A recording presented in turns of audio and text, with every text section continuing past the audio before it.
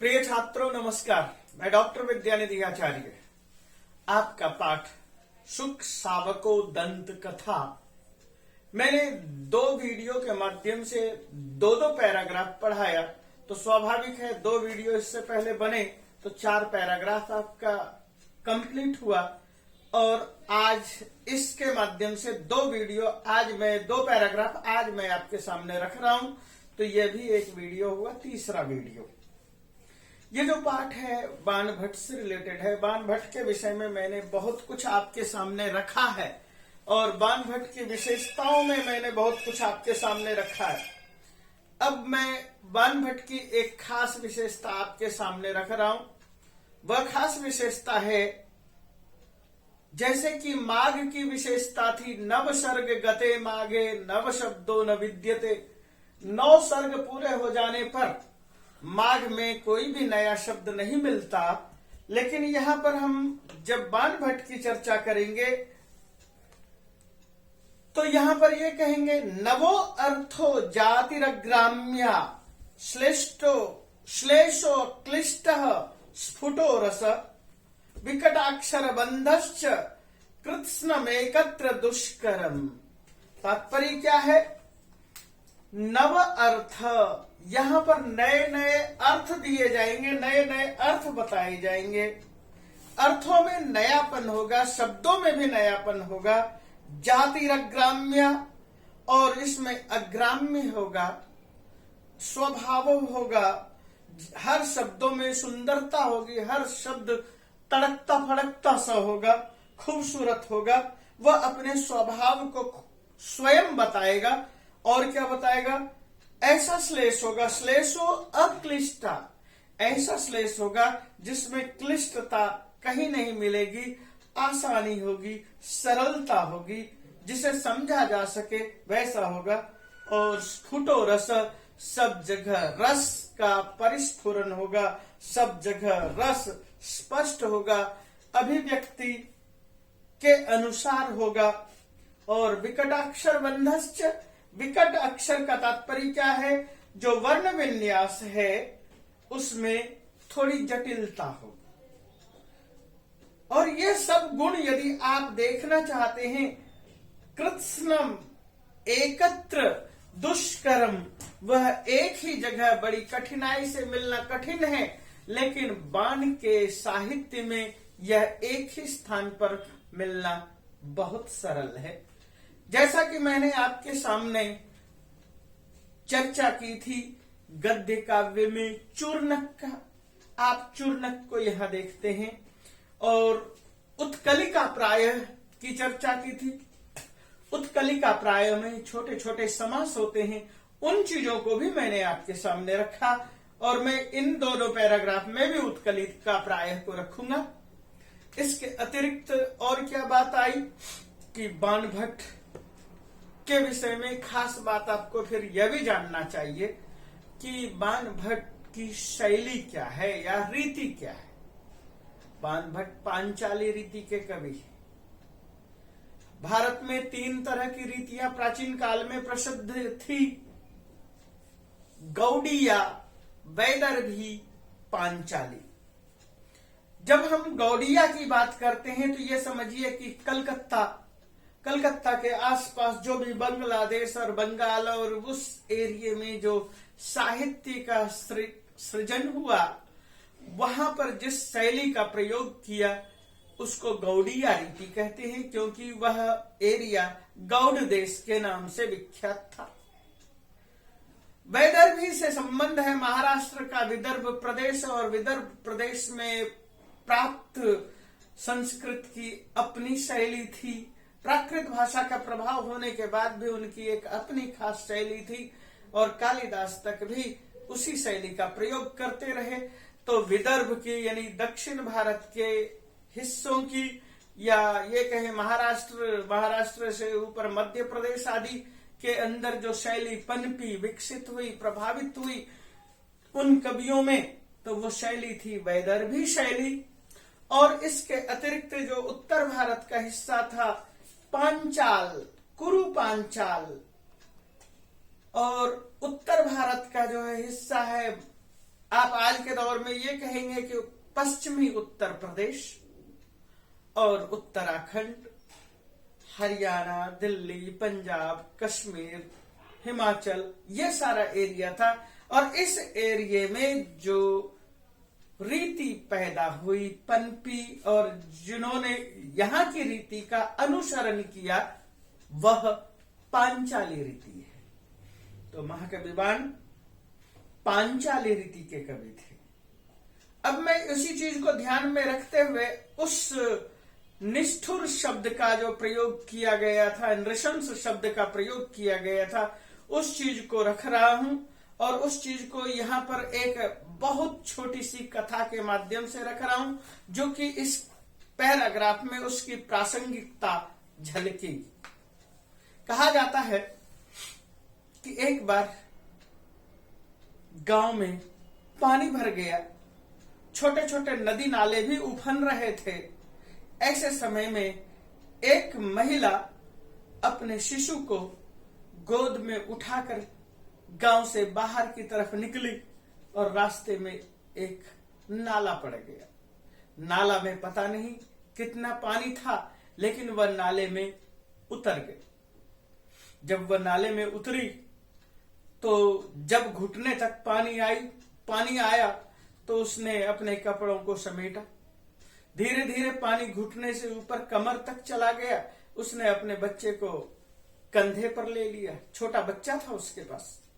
और उसके बाद जब पानी गले तक आ गया, उसने अपने बच्चे को दोनों हथेली पर लेकर के, दोनों हाथों में लेकर के हथेली को पानी से ऊपर उठा दिया।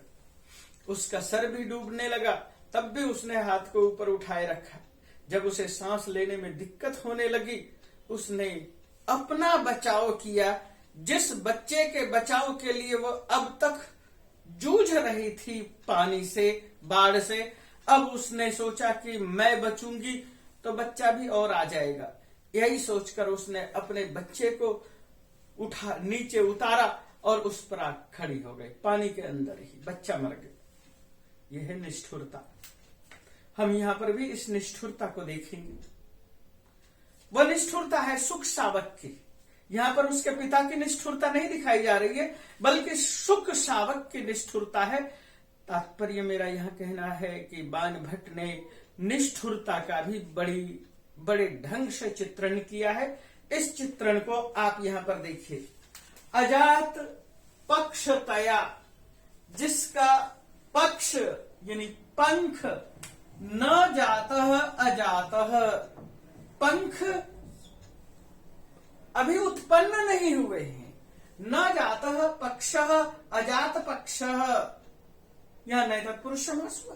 तया तेन, अजात पक्ष तया, जिसके अभी तक पंख भी नहीं निकले हैं, ऐसे उस शुक शावक के द्वारा मुहुर्मुहु बार बार, मुहुर्मुहु बार बार, मुखेन, वह बच्चा गिर गया है नीचे, वह अपने पिता के छाती से चिपका हुआ था, वहां से धीरे धीरे उपरतम उत्सृज्य, ये प्रयोग किया गया।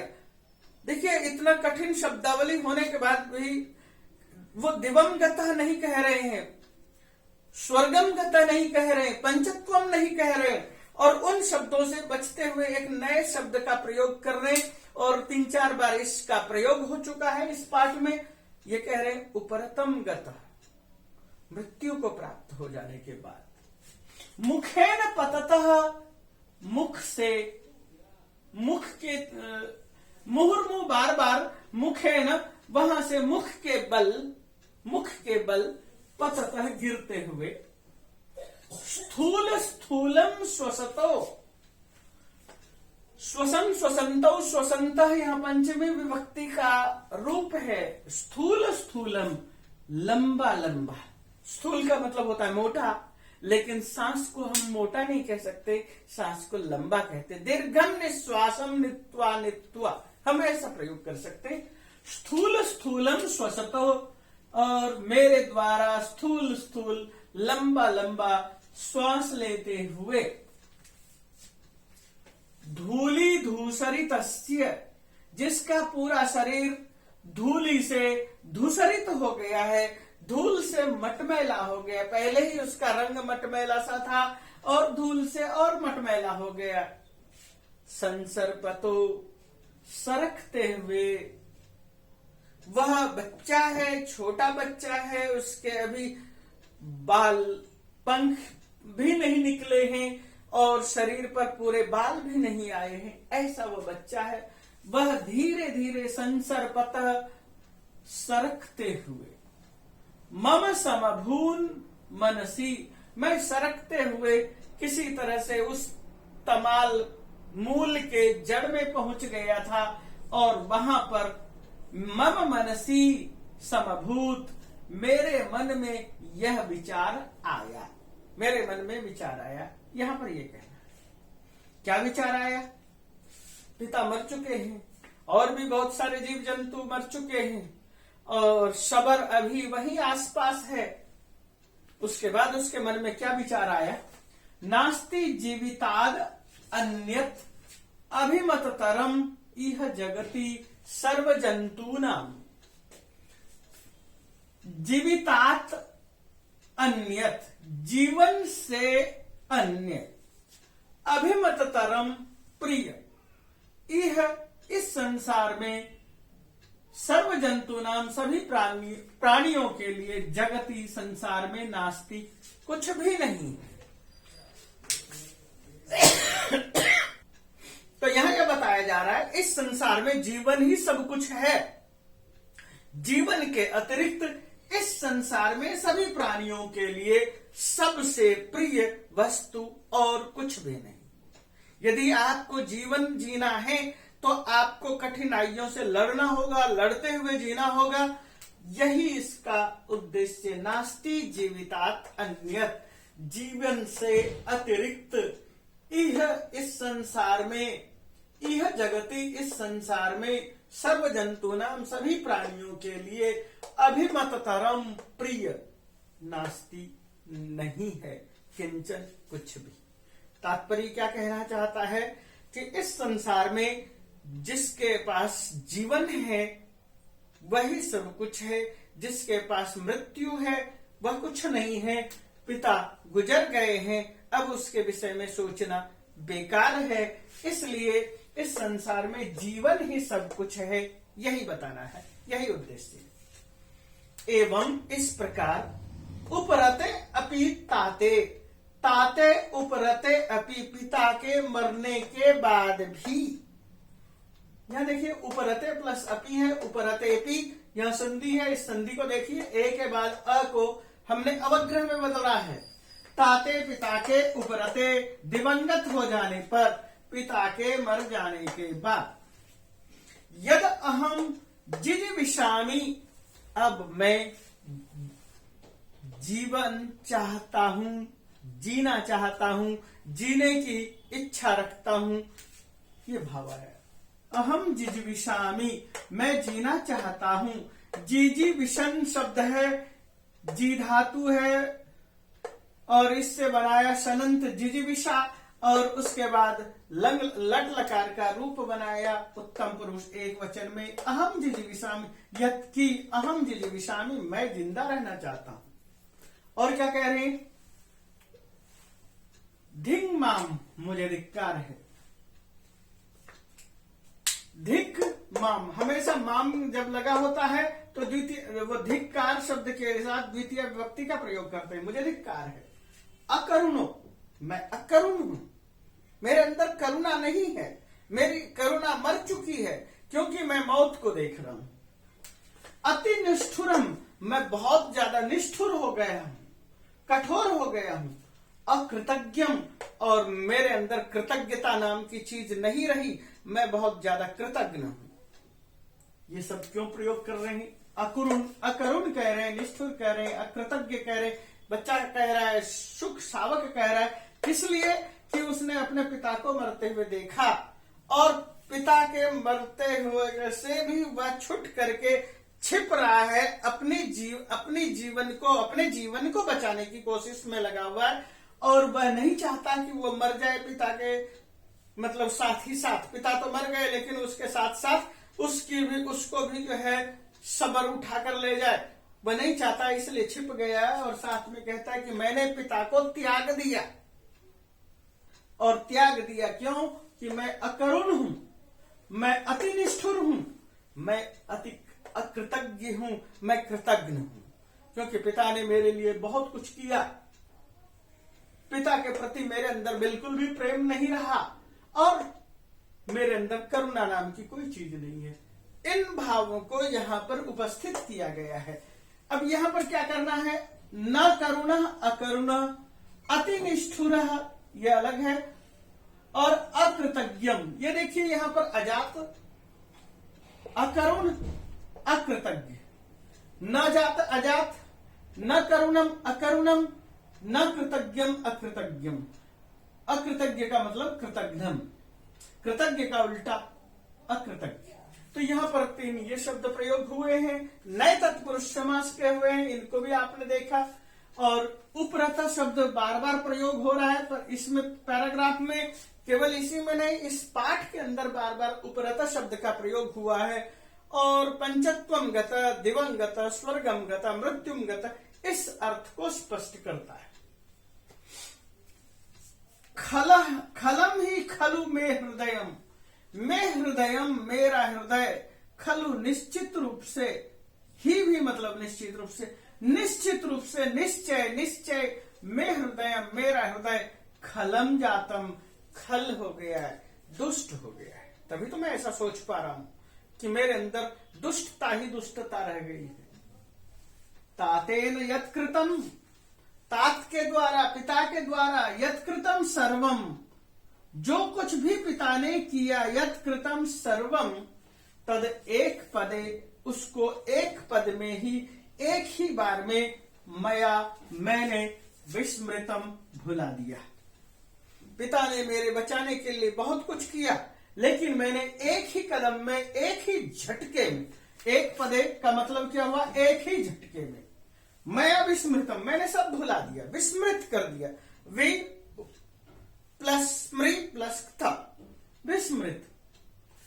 सर्वथा न कंचित, सर्वथा हमें बिल्कुल हमेशा की तरह से, कमचित न, कुछ भी नहीं, खली करोती, दुष्ट बनाता है, जीवन आशा, जीने की आशा।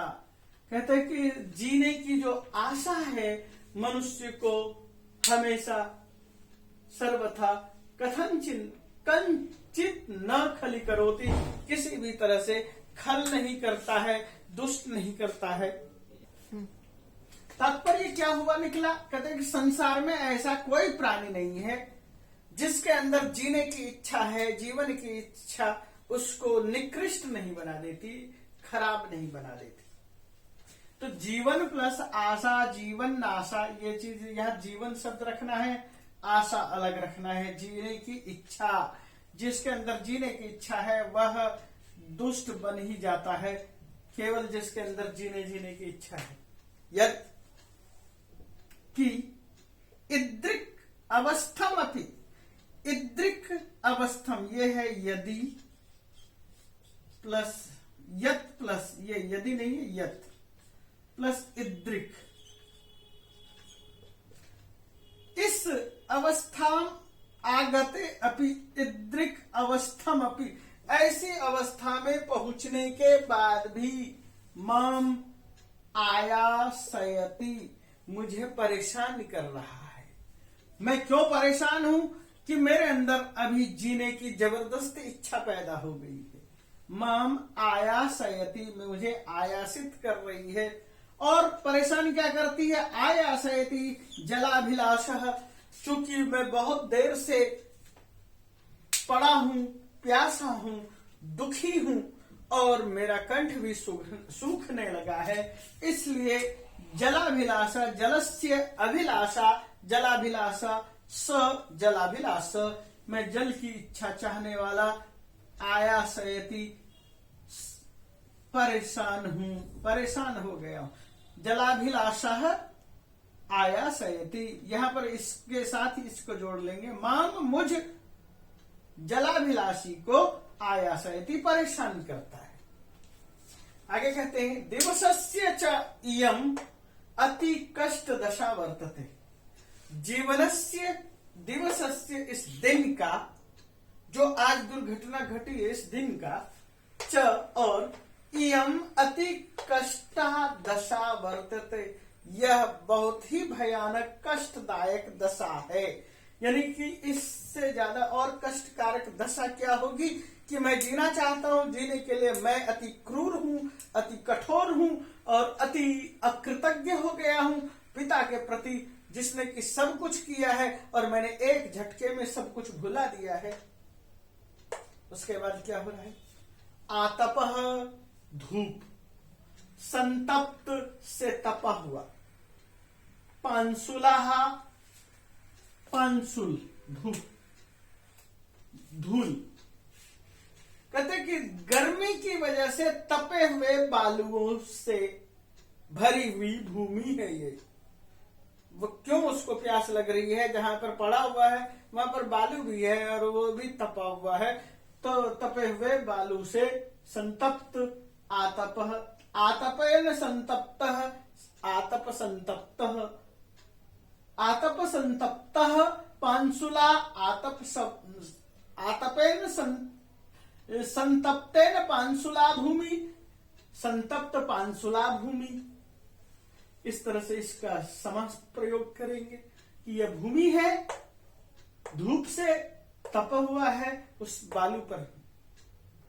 पिपासा अवसन्नानी, पिपासा से, प्यास से, अवसन्नानी, अवसन्नानी, अवसन्नानी का तात्पर्य क्या है कि अवसन्न, न वसन, अवसन्न, यानी कि जिसकी मृत्यु निकट आ गई है, यानी कि बसने की इच्छा नहीं है, जीवन की कोई इच्छा नहीं बची, लगता है कुछ इस तरह की अवस्था आती जा रही है।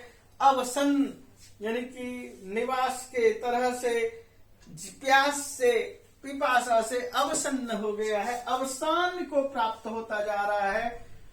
अवसन का मतलब क्या है? शिथिलता।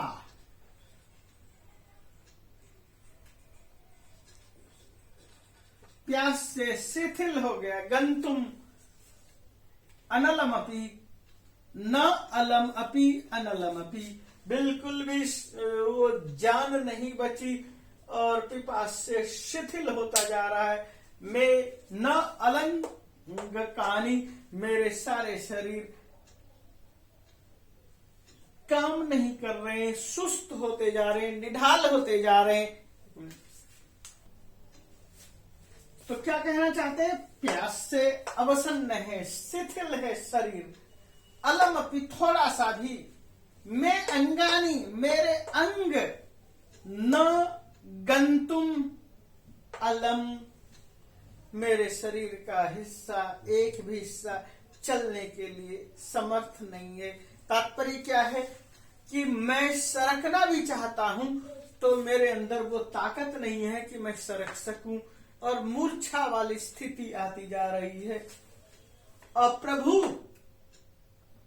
अस्य आत्मन, प्रभु का मतलब है मालिक और अप्रभु का मतलब बिना मालिक के।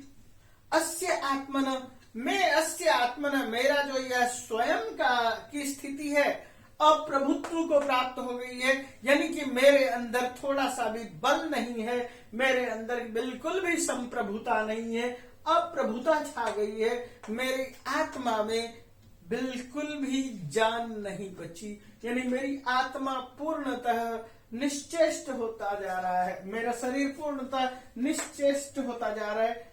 और इसी तरह से कहते हैं आत्मनः सीदति में हृदयम, इसलिए मेरा हृदय सीदति, दुख से भरा जा रहा है, बैठा जा रहा है, दुख से कष्ट प्राप्त कर रहा है। अंधकारताम उपयाति में चक्षु, मेरी आंखों के सामने, में चक्षु, मेरी आंखों के चक्षु के सामने अंधकारताम उपयाति, अंधेरा छा गया है। दिन का समय है, अंधेरा छा रहा है। किस वजह से? तेज गर्मी और चकाचौंध धूप की वजह से नहीं, बल्कि उसके शरीर में इतनी भी ऊर्जा नहीं है, उष्मा नहीं है कि वह चल सके, सरक सके, कुछ देख सके। इसलिए कहता है मेरी आंखों के सामने अंधकार छा गया। अपि नाम खलो विधिर, उसके बाद भी अपि नाम खल, ये विधि है, विधाता है, अनिच्छतोपि, नहीं चाहता है। लगता है कि अब विधाता मुझे जिंदा रखना नहीं चाहता है। मैं मरणम अद्यैव, मेरा मरण, मेरी मृत्यु अद्य एव, आज ही उपादयेत, दे देगा। विधाता भी मेरे साथ नहीं है। विधाता, विधि, विधि का मतलब विधाता, विधाता का मतलब ईश्वर ब्रह्म, न इच्छता, बिना चाहे, मैं, मेरा, मरणम, मरण, अद्यैव, आज ही, उपादयेत, दे देगा।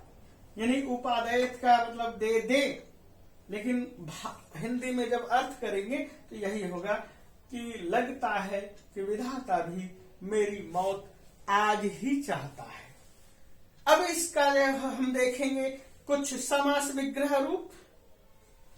हम यहाँ एक पद में उत्तर देख रहे हैं। एक पदे न उत्तरतः, बहुत सारे पद हैं और इस पैराग्राफ में जो कुछ आया है उसको हम एक पद में, एक एक शब्दों में उत्तर देने की कोशिश कर रहे हैं।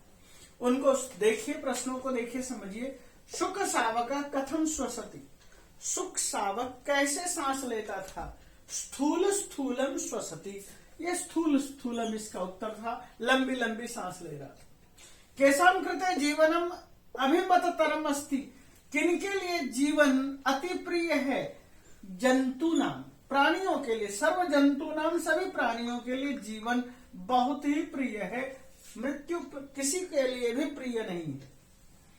शुक शावकस्य हृदयम कीदृशम अस्ति, शुक शावक का हृदय कैसा है।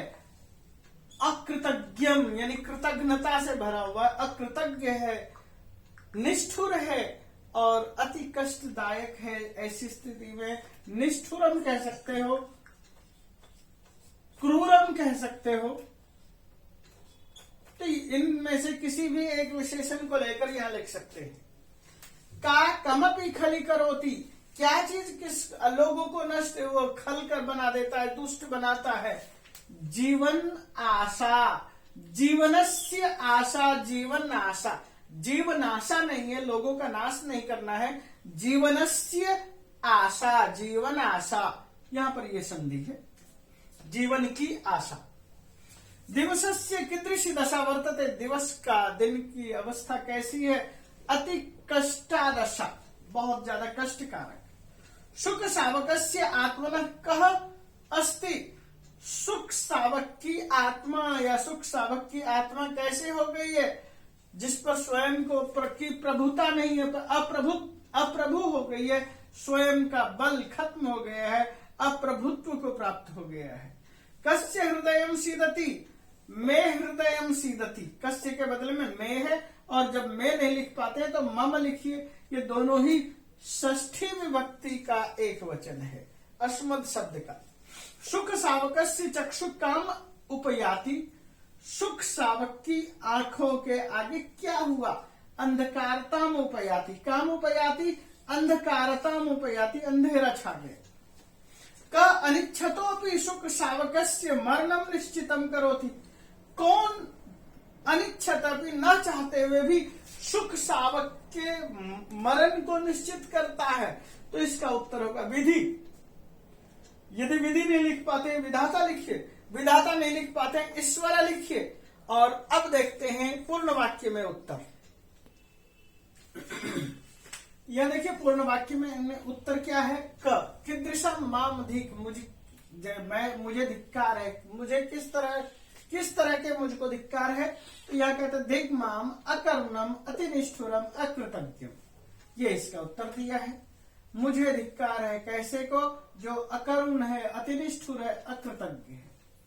केन कारणेन शुक शावका मुर्मु मुखेन पतति अजात पक्ष तया, जो पक्ष अभी नहीं हुए, अजात पक्ष तया, जिनके पंख भी नहीं निकले, ऐसे के द्वारा पतता गिरते हुए। शुक शावका मुर्मु मुखेन पतति, शुक शावक बार बार मुंह के बल गिर जाता है। गम है शुक शावका किम विस्मृतम, शुक शावक ने क्या भूला। शुक शावकेन तातेन कृतम सर्वम प्रेम जीवनोपायान। तात के द्वारा किए हुए सारे प्रेम और जीवन के उपाय को एक पदे विस्मृतम, एक पद में एक झटके में ही भुला दिया। भाषिक कार्य है सर्वथा न कंचित न, यह है कम प्लस चित प्लस न, बिल्कुल खली करोति जीवन आशा। अत्र किम कर्तृपदम, यहाँ कर्ता क्या है? जीवन की आशा, जीने की आशा ही आदमी को खली करोती। तो यहाँ पर ये क्या है? ये ख, जीवन आशा। दिग्माम अकरुणम, अत्र विशेषण पदम किम, यहाँ पर विशेषण क्या है? तो क्या विशेषण हो सकता है? एक है धिंगमा और एक है अकरुणम। तो माम अकरुणम, तो विशेषण पूछा है। विशेषण ये है सार्वनामिक विशेषण माम, और धिक मतलब धिक्कार, धिक्कार शब्द के साथ में माम का प्रयोग हुआ है अकरुणम, करुणा के लिए। तो अब इसके आगे के प्रश्न देखते हैं। प्रभु पदस्य विलोम पदम किम, प्रभु शब्द का उल्टा क्या होगा? अप्रभु। संसारे पदस्य पर्याय पदम किम प्रयुक्तम, संसार के लिए पर्याय पद क्या प्रयोग किया? संसार के लिए पर्याय पद जगति किया। और अब अगले पैराग्राफ को देखते हैं। इत्येवम, इति जोड़ एवं, इत्येवम, ये मैंने यहां लिखा है, देखो इति प्लस इत्येवम यहां नहीं लिखा है, ये लिख देता हूं, इति प्लस एवं। इत्येवम, इस प्रकार से चिंतयत्येव, चिंतन करते, चिंतयति एव चिंतयत्येव। चिंतयन, चिंत शब्द से सत्री प्रत्यय किया, चिंतयन बनाया और उसका सप्तमी विभक्ति चिंतयति रूप बनाया, चिंतयति, और उसके बाद एव किया है चिंतयत्येव। यहां पर भी हमने संधि कर ली है अति प्लस आचार अत्याचार की तरह से, जैसे इति प्लस एव ऐसे चिंतयति प्लस एव, दोनों ही जगह यन संधि है। मई, मेरे द्वारा। मैं इस तरह से विचार कर रहा था, इस तरह से सोच रहा था। किस चीज को सोच रहा था? कि विधाता इतना निष्ठुर है कि मुझे मारकर ही दम लेगा। इतनी भयानक सोच चल रही थी। ऐसे समय में हारित नाम का जाबाली मुनि तनय है, जाबाले है, जाबाली मुने है, तनय है, जाबाली मुनि तनय है, जाबाली मुनि का पुत्र। यह शब्द प्रयोग किया है तनय। एक जगह पर इससे पहले प्रयोग किया था सुतः, उससे पहले प्रयोग किया था सुनु। तो सवयो भी अपरय, सवयः, वयः का मतलब होता है उम्र, एक अवस्था वाले। समानो वयः सवयः, अपरय दूसरे। हारित मुनि का पुत्र, जाबाली मुनि का पुत्र, हारित नाम का व्यक्ति ब्रह्मचारी, और उसका समान वय अपरय दूसरे मुनि के साथ। मुनि कुमार, कई मुनि कुमारों के साथ। तेनैव पथा, उसी रास्ते से, किस रास्ते से? जिस रास्ते में वह पड़ा था, यानी वह पंपा सरोवर, जहां पर जिसके पश्चिम दिशा में वह सालमली वृक्ष था, उसी के आसपास। तेनैव पथा, उसी रास्ते से, यहां तृतीया विभक्ति का प्रयोग है। तदेव कमल सरह, उसी कमल तालाब में। कमलस्य सरह, कमल सरह, उस कमल तालाब में। या पद्म सरह का पहले प्रयोग किया था, अब यहाँ पर कमल सरह कह रहे हैं। उस सर का नाम है तदेव, उसी यानी पंपा, उसी पंपा सरोवर में। शिस्नासु, स्नान करने की इच्छा से, स्नान करने की का इच्छुक। उपागमत, आ गया। कौन आया? हारित नामक जाबाली मुनि तनय, जाबाली मुनि का पुत्र हारित नाम का था, वह वहां पर आया। किसके साथ आया? सवयोभीर अपरई, अपने समान आयु वाले दूसरे मुनि कुमार, कई मुनि कुमारों के साथ। यह तृतीया विभक्ति है, यहाँ तृतीया विभक्ति है। तात्पर्य यह नहीं है कि केवल उस मुनि कुमार के साथ एक और अन्य, तात्पर्य है दूसरे और भी ब्रह्मचारी। आगमत यह प्रयोग किया है, यहाँ पर इस ये करता है इसलिए यहाँ पर क्रिया का प्रयोग किया, आगमत आया। अब उनके आने से क्या हुआ? प्रायेण अक्सर अकारणम बिना कारण मित्राणी मित्र अति करुणा अत्यधिक करुणा से युक्त आर्द्राणी हृदयानी भवंती सताम चेतांसी सज्जन लोगों का जो चित्त होता है अक्सर बिना कारण ही मित्राणी मित्रों के प्रति अति करुणार्द्राणी भवंती अत्यधिक करुणा से भरे हुए होते हैं। सज्जन मनुष्यों का चित्त करुणा से भरा होता है, करुणा से लबालब होता है, उनके अंदर करुणा ही करुणा होती है। तो इसलिए मैंने यहाँ हृदयानी शब्द जोड़ दिया। आर्द्राणी का मतलब गीले, करुणा का मतलब करुणा से, आर्द्राणी मतलब गीले। अब इसको हम यदि सारे के सारे वाक्यों को अलग अलग करेंगे तो क्या कहेंगे? प्रायेण अकारण मित्राणी अति करुणा और आर्द्राणी, इतना लंबा चला जाएगा। तात्पर्य क्या कहना चाहता है कि अक्सर जो है सज्जन लोग होते हैं, सज्जन लोगों का चित्त करुणा से भरा होता है, सज्जनों का हृदय करुणा से भरपूर होता है। यह इतना ही कहना है। यतः क्योंकि स वह तद अवस्थम अवलोक्य, उस अवस्था में माम मुझे अवलोक्य, मुझे देख करके। अवलोक्य का क्या मतलब है? अवलोक और ल्यप।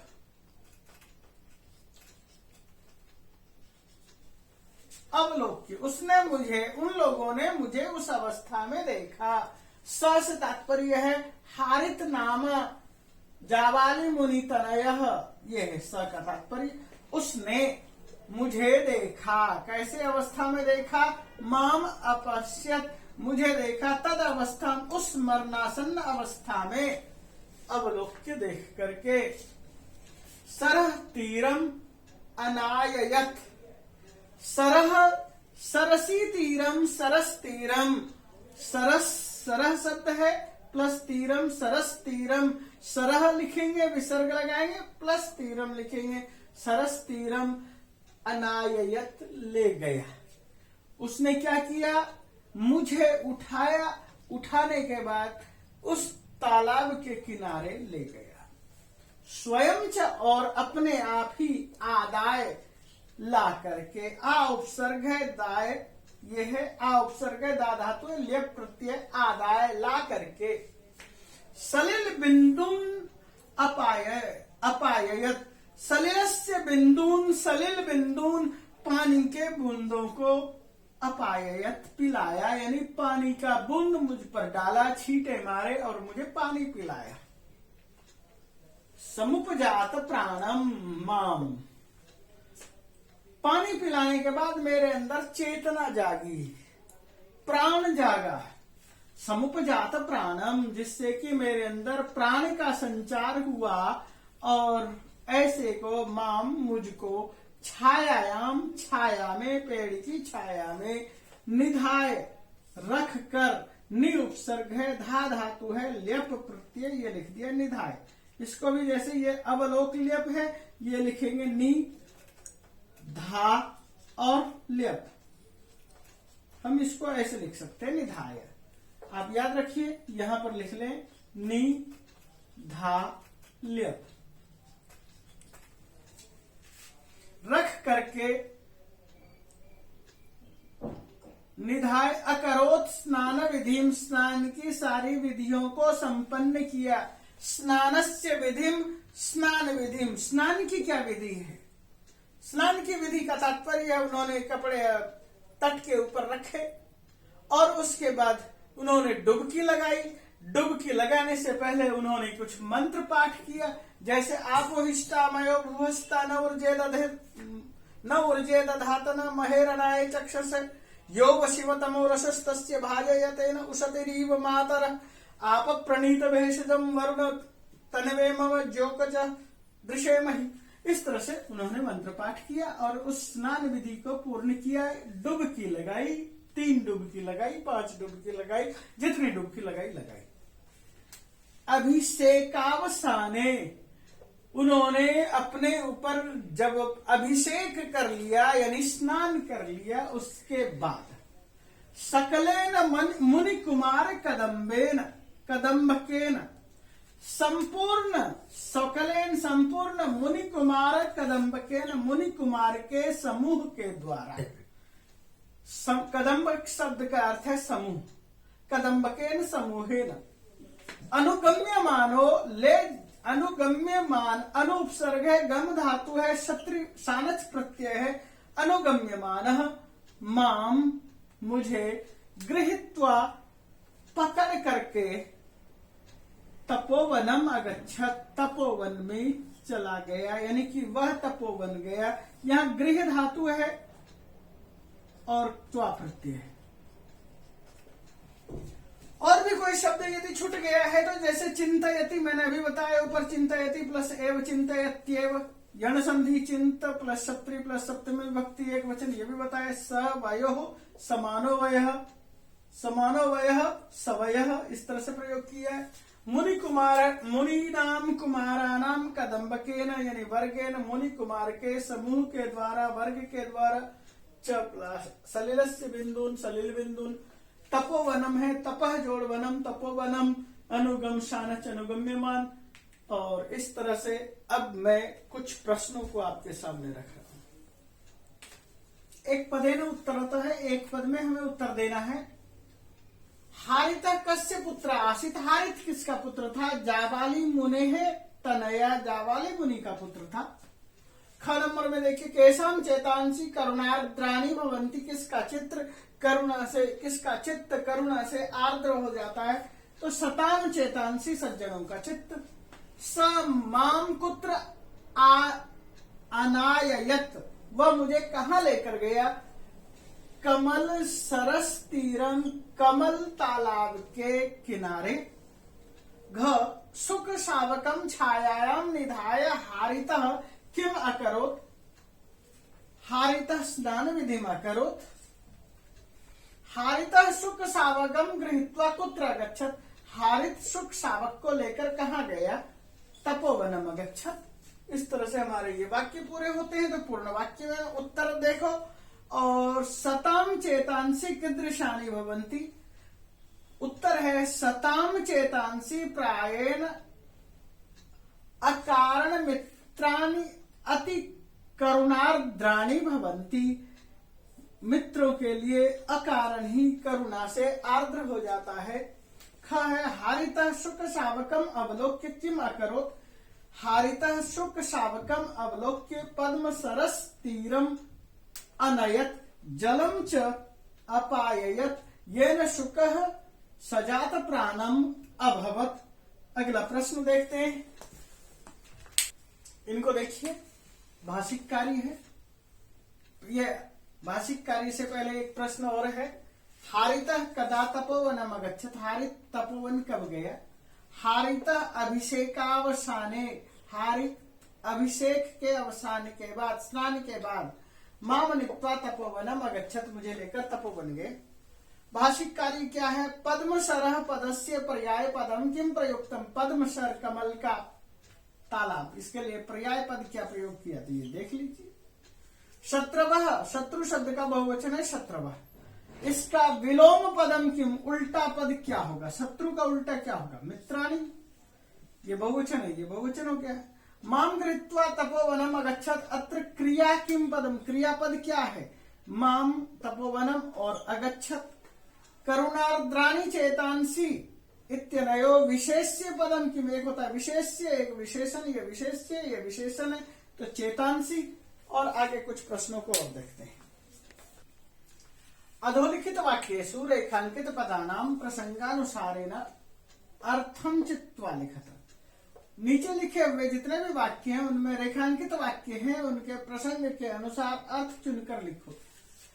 मद उपभुक्तम अशेषम एव अकरोद असनम, मेरे द्वारा खाए जाने के बाद जो शेष बचता था उसी से अकरोद असनम, असन, असन का मतलब भोजन। प्रश्न में भोजनम है, पानम है, मैंने असन शब्द का यहाँ पर्यायवाची शब्द बता दिया, भोजनम। आकर्ण्य च तम अहम उपजात वेपथु, उसको सुनने के बाद मैं, मेरे अंदर बहुत अधिक, मैं उपजात वेपथु, वेपथु हुआ मेरे अंदर, समुत्पन्न और व्याकुल नहीं होगा, कंप माना, कांपने लगा, वेपथु कंपन। शुक कुल नाम अशुभी, शुक कुल के, शुक कुलों के अंदर, शुक कुलानाम, शुक कुलानाम, शुक कुलों के अशुभी, अशु मतलब प्राण, प्राणों से। उपरतम च तम, अवनी तले, अब अमुंचत यानी कि उनके मरने के बाद उनको धरती पर फेंका। अवनी तले क्षितौ, धरती पर, आकाश गृह नहीं होगा। आतप संतप्त पांसुला, पांसुला का मतलब क्या है, धूल, पिंगल वर्ण नहीं होगा, प्रखरा नहीं होगा, धूल धूसरिता। और कमल सरह शिश्नासु उपागच्छत या उपागमत, किताब में उपागमत शब्द का प्रयोग है, उपागच्छत मैंने थोड़ा सा व्याख्या कर दिया। शिश्नासु स्नातुम इच्छुक, इसको अंडरलाइन किया है तो हमारा प्राप्तुम पिपासु नहीं होगा, स्नातुम हो जाएगा। और कुछ प्रश्न, प्रत्येकम अंशस्य प्रदत्त भावार्थ त्रयात, प्रत्येक अंश के भाव 3 में से शुद्धम भावार्थम चित्वा लिखता, शुद्ध भावार्थ चुनकर लिखो। यहाँ 3 भावार्थ दिए हुए, एक पंक्ति है उसके 3 भावार्थ है, उसमें से शुद्ध त्रयात, तीनों में से एक को चुनकर लिखना है या टिक लगाना है।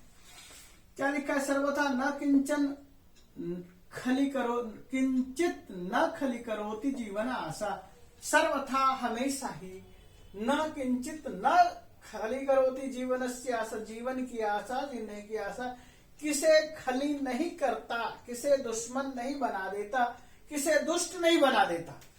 जीवनस्य आशा सर्वम खली करोति, जीवन की आशा सबको खल कर देता है। जीवन इच्छा सर्वम विनाशायति, जीवन की इच्छा सबको विनाश कर देता है। जीवनस्य आशा सर्वथा किंचित जन्म न खली करोति, ये इसका उत्तर है। और उसके बाद है नास्ति जीवितात् अन्यत अभिमततरम इह जगति सर्व जंतूनाम, इस संसार में जीवन के लिए से प्यारा और कुछ भी नहीं है। सर्व प्राणी नाम कृते किमपि अभिष्टम न भवति, ये नहीं होगा।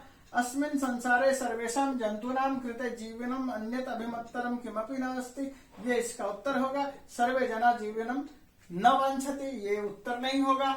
और मैंने इस पूरे पाठ को 3 भाग में बांट करके पढ़ाया, जिससे कि आप हर प्रश्न को, हर तरह के पदों को, हर तरह के संधि समासों को, इस पाठ में से आने वाले शब्दों को सुन सकें, समझ सकें, जान सकें।